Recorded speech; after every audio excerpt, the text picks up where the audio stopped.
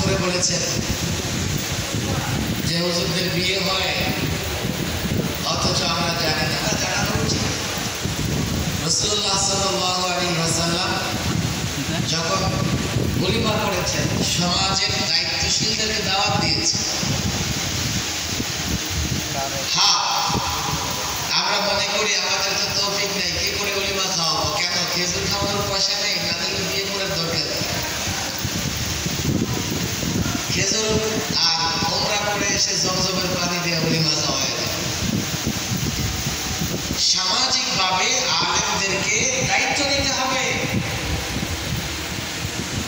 দুই, তিনি বলেছেন অধিকারের জন্য লড়তে হবে। আমি জানি না আপনারা খেয়াল করেছেন কিনা, অধিকার আদায়ের জন্যে, অধিকার আদায় করবার জন্য সংঘবদ্ধ হয়ে লড়তে হবে। এত আলেম এলাকা আছে, যদি বলতে চাচ্ছেন তাহলে এলাকায় মাদক কেন থাকবে? মাদক সন্ত্রাসের বিরুদ্ধে কেন ওলামায়ে কেরাম ঐক্যবদ্ধভাবে লড়াই করবে না? অনেক আলেম এখানে আছেন। এই দুটা দায়িত্ব আমাদের উপরে কুদরতিভাবে আমাদের উপর দুটি দায়িত্ব এসে যায়, যে আমরা মানুষের অধিকারের জন্য কথা বলবো এবং আমরা সামাজিকভাবেও দায়িত্ব পালন করব। কেউ বলতে পারে হুজুর, মানুষের অধিকারের কথা বলা আর সামাজিক ভাবে দায়িত্ব পালন করার সঙ্গে ঈদ পুনর্মিলনীর কি সম্পর্ক? ঈদ পুনর্মিলনী যদি আনন্দ উৎসবের হয়ে থাকে, সামাজিক ভাবে দায়িত্ব পালনের মধ্যেও এক ধরনের আনন্দ আছে। ঠিক না?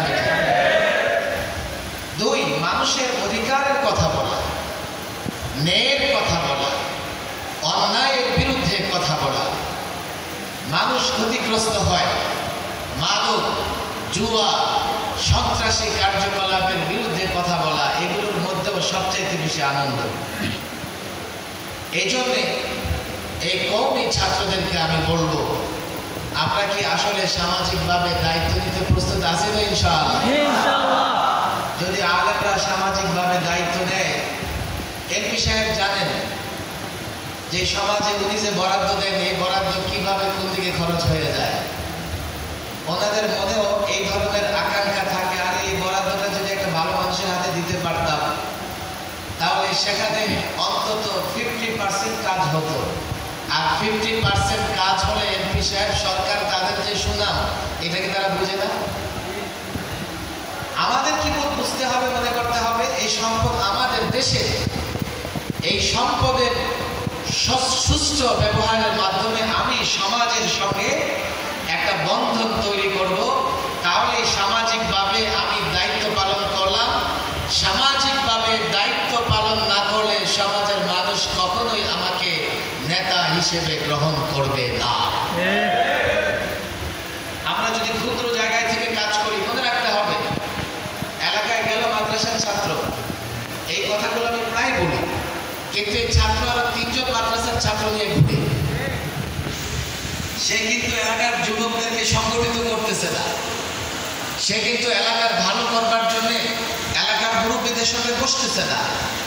তাহলে এটা তো আমাদের এক ধরনের অবহেলা, যে আমরা ঢাকায় থেকে গ্রামে এসে আরেক টুপিওয়ালার সঙ্গে সারাদিন পার করে দিলাম, অথচ এলাকার মানুষের সঙ্গে মিশতে চেষ্টা করলাম না। তাহলে আমার দ্বারা ওই সমাজের দায়িত্ব কি করে হবে? আমার 2 নম্বর এবং শেষ কথা, আজান হয়ে যাবে, লম্বা কথা বলবো না। এই দায়িত্ব, এই অধিকার আন্দোলনের লড়াইয়ের সঙ্গে সবচাইতে বেশি সম্পর্কে কুরবানি। ছাত্র ভাইয়েরা খেয়াল করে শোনো, আমি চাই যে আমার আলোচনা তোমাদের মাধ্যমে আরো গ্রাম, পাড়া, মহল্লা পর্যন্ত পৌঁছে যায়। 50 বছর ধরে একজন মানুষ কুরবানি দিয়ে আসতেছে, কিন্তু জানে না কুরবানির শিক্ষা। মনে করে বছরে একদিন গরু জবাই করি আর গোশত ইচ্ছে মতো খাই, এটাই মনে হয় কুরবানি। আজকে দায়িত্ববোধ এবং অধিকার লড়াইয়ের, অধিকার আদায়ের আন্দোলন লড়াইয়ের সঙ্গে কুরবানির অনেক বড় একটা সম্পর্ক আছে। কুরবানির ইতিহাসের দিকে দেখো, হযরত ইব্রাহিম আলাইহিস সালাম ইসমাঈল আলাইহিস সালামকে কুরবানি দেওয়ার জন্য মিনা প্রান্তরে নিয়ে গিয়েছিলেন। এটা ছিল ইব্রাহিম আলাইহিস সালামের জন্য একটা পরীক্ষা। কথা ঠিক না বেঠিক? আমরা কি জানি কতটা পরীক্ষা হযরত ইব্রাহিম আলাইহিস সালাম দিয়েছিলেন? ওয়া ইয ইবতালা ইব্রাহিম রাব্বুহু বিকালিমাতিন ফাআতাম্মাহুন ক্বালা ইন্নী জাঈলুকা লিন-নাসি ইমামা। আল্লাহ এখানে আছেন, ভালো করে শুনবেন। হযরত ইব্রাহিম আলাইহিস সালাম 50টা বিষয়ে পরীক্ষা দিয়েছিলেন। আমরা যখন পরীক্ষা দিই, পরীক্ষার পরে রেজাল্ট বের হয়। রেজাল্ট বের হলে আমরা যারা উত্তীর্ণ হয় তাদেরকে পুরস্কৃত করি। কথা ঠিক না বেঠিক? ইব্রাহিম আলাইহিস সালাম যখন পরীক্ষা দিয়েছেন 50টা বিষয়ে, নিঃসন্দেহে উত্তীর্ণ হয়েছেন। কোরআন বলছে ফাআতাম্মাহুন, তিনি উত্তীর্ণ হয়েছেন। এরপরে আল্লাহ তাবারক ওয়া তাআলা হযরত ইব্রাহিম আলাইহিস সালামকে পুরস্কৃত করেছেন। কি পুরস্কৃত করেছিলেন? ইন্নী জাঈলুকা লিন-নাসি ইমামা, আমি আপনাকে লোকদের জন্য ইমাম, নেতা বানিয়ে দিলাম। আপনি দেখেন, নেতারাই কিন্তু অধিকারের জন্য লড়াই করে, নেতারাই সামাজিক দায়িত্ব পালন করে। আর যিনি আমাদের নেতা, মিল্লাতা আবিকুম ইব্রাহিম হুয়া সাম্মাকুম, আর আমরা সবসময় পড়ি না। আমাকে উত্তর দেন, ইব্রাহিম আলাইহিস সালাম পরীক্ষা দিয়েছেন। যে কটা বিষয়ে তিনি পরীক্ষা দিয়েছেন, এর একটা বিষয় হচ্ছে আপন সন্তানকে কুরবানি করা। আপন সন্তানকে কুরবানি করার প্রস্তুতি নেওয়ার মাধ্যমে তিনি এই পরীক্ষায় উত্তীর্ণ হয়েছেন। এই মুসলিম মিল্লাতের জন্য মডেল নেতৃত্ব আল্লাহ তাআলা ইব্রাহিম আলাইহিস সালামকে বানিয়ে দিয়েছেন। আমি ওয়াজ করব না, ওয়াজ করলে 2-2.5 ঘন্টা চলে যাবে। মাওলানা ইহসানুল হক থানভী, ছাত্ররা ভালো করে শোনো, মাওলানা ইহসানুল হক থানভী লিখেছেন ইব্রাহিম আলাইহিস সালামের ইমতিহান, ইব্রাহিম আলাইহিস সালামের নেতৃত্ব আর গ্রহণ, এই সব বিষয়ের 2টা সার কথা আছে। আলেমরাও শুনে রাখেন, 2টা সার কথা, যে নেতা হবার জন্য 2টা বিষয় লাগে। কটা বিষয় লাগে? 2টা। এক, ভয় পাওয়া চলবে। আরে কথা বোঝা আসছে? ভয় পাওয়া চলবে। নমরুদ যদি আগুনে নিক্ষেপ করবার চেষ্টা করে, তারপরে তো ভয় পাইতেই হবে নাকি? কি বলেন হুজুর, আজকে তো হাত করে সামনে ঘুরলে ভয় পাওয়া যাবে। কত হ্যাকমত অবলম্বন শুরু করে দিবে। কই হুজুর, এটা বুঝবেন না, এটা বড়দের হ্যাকমত। ইব্রাহিম আলাইহিস সালামকে আগুনে নিক্ষেপ করার পরেও উনি ভয় পেয়েছিলেন? বলেন, ভয় পেয়েছিলেন? প্রত্যেকটা ইমতিহান, ইব্রাহিম আলাইহিস সালামকে যখন হিজরত করতে বলা হয়েছিল, উনি হিজরত করেছেন, ভয় পেয়েছিলেন? সন্তান স্ত্রী হাজেরাকে মক্কায় জনমানবহীন মরুভূমিতে রেখে চলে গিয়েছিলেন, ভয় পেয়েছিলেন? আপন সন্তানের গায়ে ছুরি চালিয়েছিলেন, ভয় পেয়েছিলেন? 2, নেতৃত্বের জন্য আরেকটা জিনিস জরুরি, সেটা হচ্ছে লোভ থাকবে না, পার্থিব লোভ থাকবে না, থাকবে না, থাকবে না। হযরত ইব্রাহিম আলাইহিস সালাম কেন, রাসূলুল্লাহর সিরাত যদি আমরা দেখি, আল্লাহর নবীকে বলা হয়েছিল, মুহাম্মদ আপনি কি চান? মক্কার নেতৃত্ব চান? নেতৃত্ব দিয়ে দেব। মুহাম্মদ আপনি কি চান? অর্থ চান? সবাই মিলে এই পরিমাণ অর্থ দেব, আপনি মক্কার সবচাইতে বড় ধনী, বিশ্ব ধনী হয়ে যাবেন। আপনি সুন্দরী নারীকে বিয়ে করতে চান? মক্কার সবচাইতে সুন্দরী নারীগুলো যতজন চান আপনার সঙ্গে বিয়ে দিয়ে দেব। দুনিয়ার লোক, নারীর লোক, পদের লোক, এই লোকগুলো প্রত্যাখ্যান করেছেন আলেম সমাজ, ছাত্র সমাজ। শোনো, অধিকার লড়াইয়ের আন্দোলন করতে হলে, সামাজিক নেতৃত্ব দিতে হলে, সামাজিক দায়িত্ব গ্রহণ করতে হলে শুধুমাত্র মাদ্রাসায় পড়ে থেকে নয়, এই সমাজকে পরিবর্তন করতে হলে, সমাজ থেকে মাদকতা, সন্ত্রাস দূর করতে হলে তোমাদেরকে দায়িত্ব নিতে হবে। একথা এমপি সাহেব বলেছেন। আর দায়িত্বের জন্য মনে রেখো, মনে রেখো, ভয়, এক আল্লাহকে ভয় করতে হবে, এক আল্লাহর সামনে মাথা নত করতে হবে। এছাড়া কাউকে ভয় করা চলবে না, কারো সামনে মাথা নত করা চলবে না। লোভ করলে জান্নাতের লোভ করতে হবে, আল্লাহ পাকের দিদারের লোভ করতে হবে। পদ, পদবী, সম্পদ, নারী, কোনো কিছুর লোভ করা যাবে না। যদি 2টা জিনিস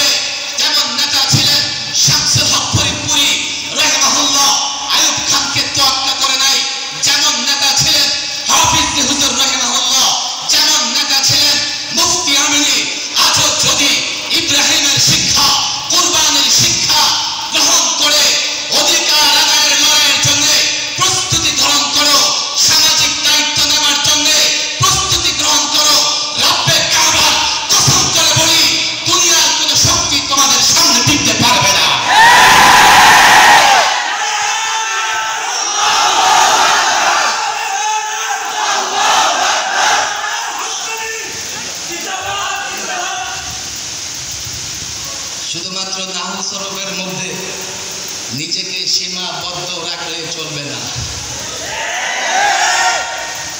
শুধুমাত্র আদব চর্চার মধ্যেও সীমাবদ্ধ রাখলে চলবে না। এই বিষয়ে ভালো বলেছেন, ছাত্র রাজনীতি করেছেন উনি। রাসূলুল্লাহ সাল্লাল্লাহু আলাইহি সাল্লামের জীবনের সব দিক আমাদের মানতে হবে কিনা? বলেন, মানতে হবে কিনা? রাসূলুল্লাহ সামাজিক দায়িত্ব পালন করে নাই, করছে নাকি? আমরা কয়জনে সামাজিক দায়িত্ব পালন করি? বলেন হুজুর আপনারাই তো করেন না, আমাদের নেতা। আমরাও চেষ্টা করি যখন সামাজিক দায়িত্ব আমাদের কাছে।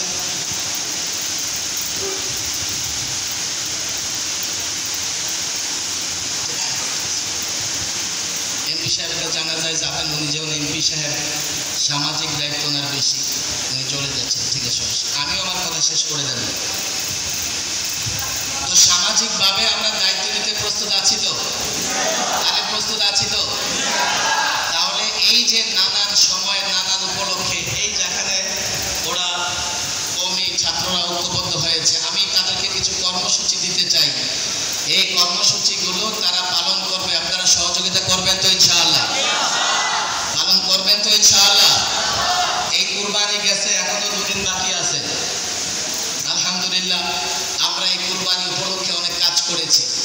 যেই সমস্ত এলাকায় মানুষ কুরবানি দিতে পারে না, আমরা ঢাকা থেকে ওই এলাকায় পশু প্রেরণ করেছি, ওখানে জবাই করে এলাকার মানুষের মাঝে গোশত বন্টন করা হয়েছে। বলে আলহামদুলিল্লাহ। দই প্রায় সময় আপনারা দেখবেন, যেমন কোনো এলাকায় বন্যা কবলিত হলে এই 2500-এর দায়িত্বশীলরা তোমরাও শোনো, কর্মসূচি কি?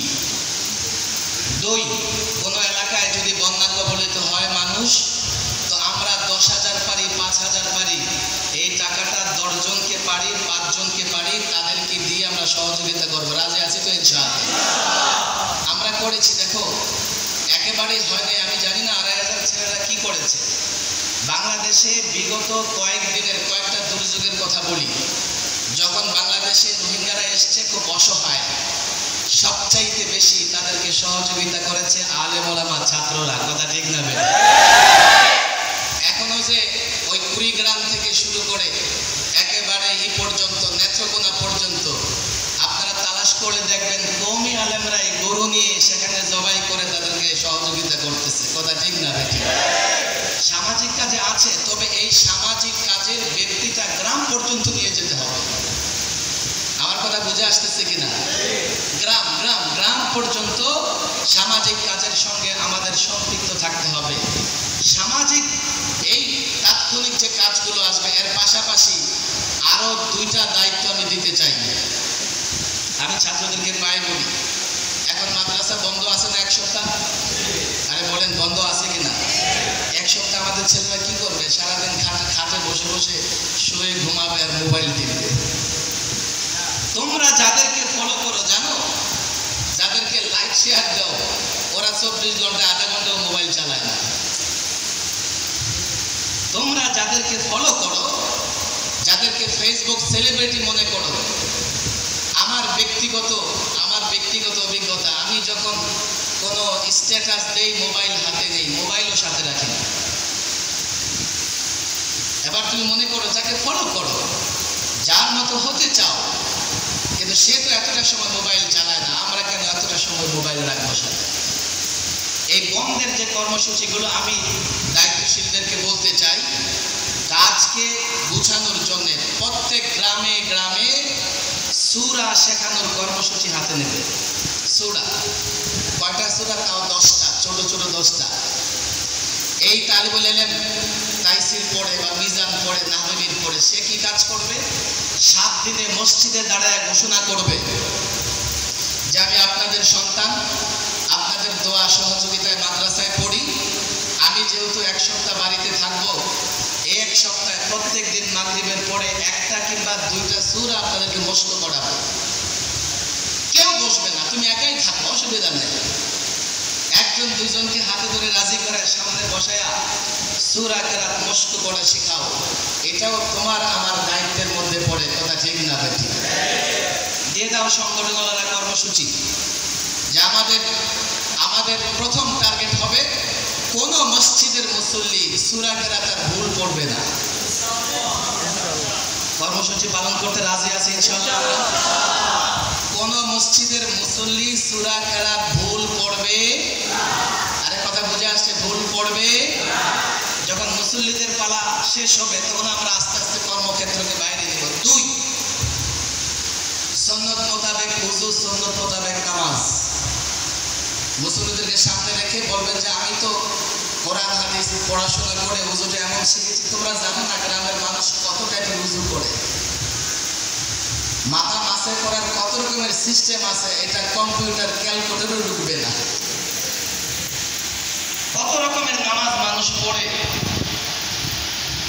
এই সুন্নাত মোতাবেক 2 রাকাত নামাজ শেখার ট্রেনিং, এটা একটা সামাজিক কাজ যার মাধ্যমে তুমি সামাজিকভাবে মানুষের সঙ্গে সম্পৃক্ত হতে পারো। এই 2টা কর্মসূচি বুঝে আসছে? এই 2টা কর্মসূচি বুঝলে পালন করলে সওয়াব হবে না? সংগঠন হবে না?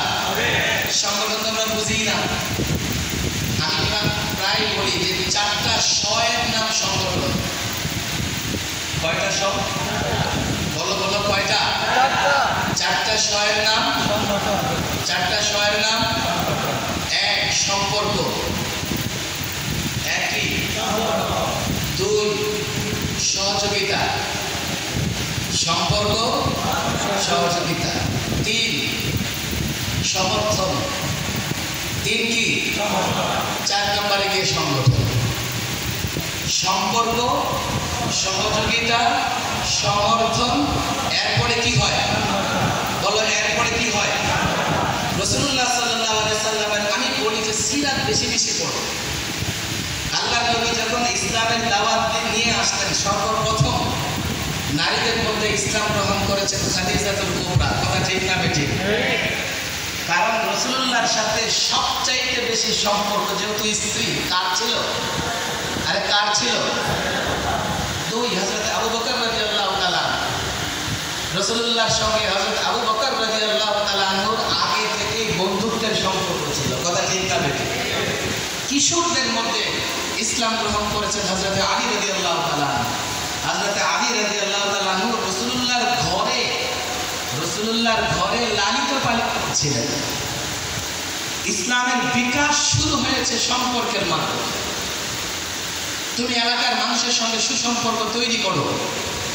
সুসম্পর্ক তৈরি করার পরে তুমি যখন কোনো কাজ হাতে নিবে, তখন কিছু মানুষ, অনেকের সঙ্গে তোমার সম্পর্ক আছে, কিন্তু কিছু মানুষ তোমাকে সহযোগিতা করবে। করবে কি করবে না? যারা সহযোগিতা করবে তারা তোমার সংগঠনের এখন 2য় ধাপে চলে আসছে। 3, তুমি যে কাজ করতে যাও অনেকে সহযোগিতা করবে, সেটা আওয়ামী লীগ করতে পারে, বিএনপিও করতে পারে, কিন্তু সমর্থন দিবে না, বলবে না আপনি করেন।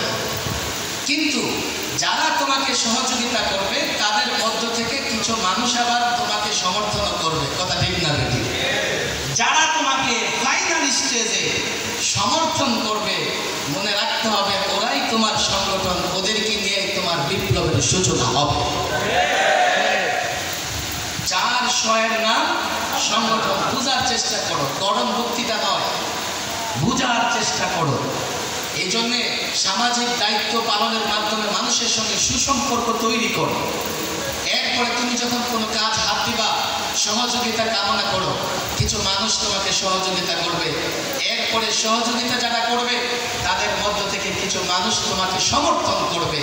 এই সমর্থনগুলো নিয়ে তুমি যখন সামনে এগিয়ে যাবে, আল্লাহ তাআলা অবশ্যই তোমাকে আমাকে কামিয়াব করবে। কথা ঠিক না বেঠিক? এই জন্য কর্মসূচি একটা হচ্ছে ইমানি কর্মসূচি। ইমানি কর্মসূচি, নামাজ শেখাও, তালিম করো।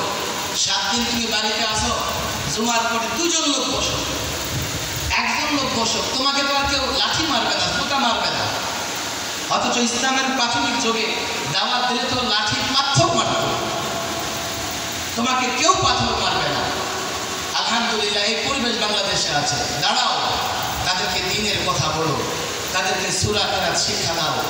মানুষের বিপদে 10 টাকা 5 টাকা দিয়ে হলেও তাদের পাশে দাঁড়াও। সামাজিক ভিত মজবুত করো। সামাজিক ভিত যখন প্রত্যেকে তার এলাকায় মজবুত করবে, তো এই শক্তি একসাথে হয়ে থানা পর্যায়ে শক্তি, বাড়বে, শক্তি মজবুত হবে।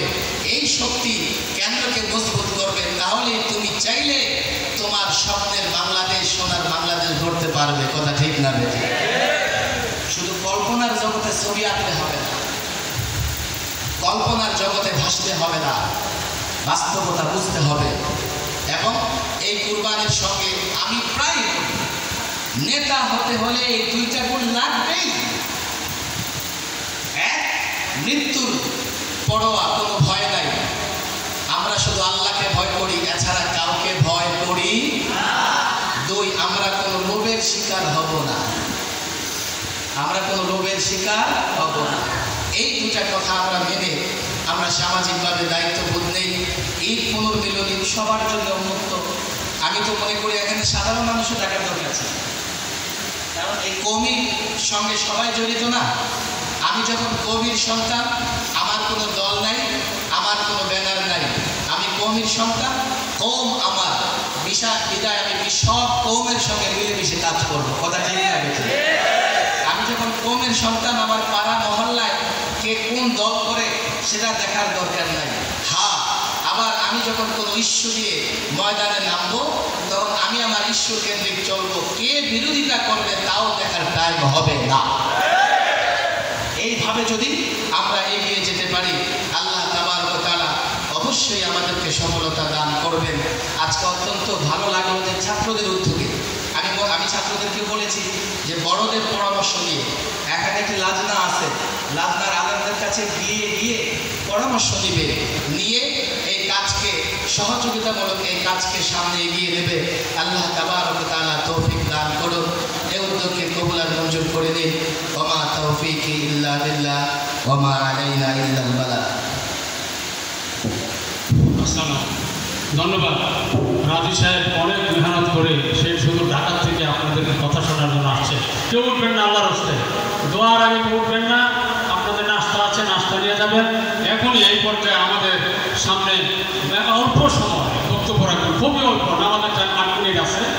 আজকের এই মাহফিলের সম্মানিত সভাপতি, আন্তর্জাতিক কারি, সাবেক বাইতুল মুকাররম ইমাম, বাইতুল মুকাররম ঢাকা, 2,500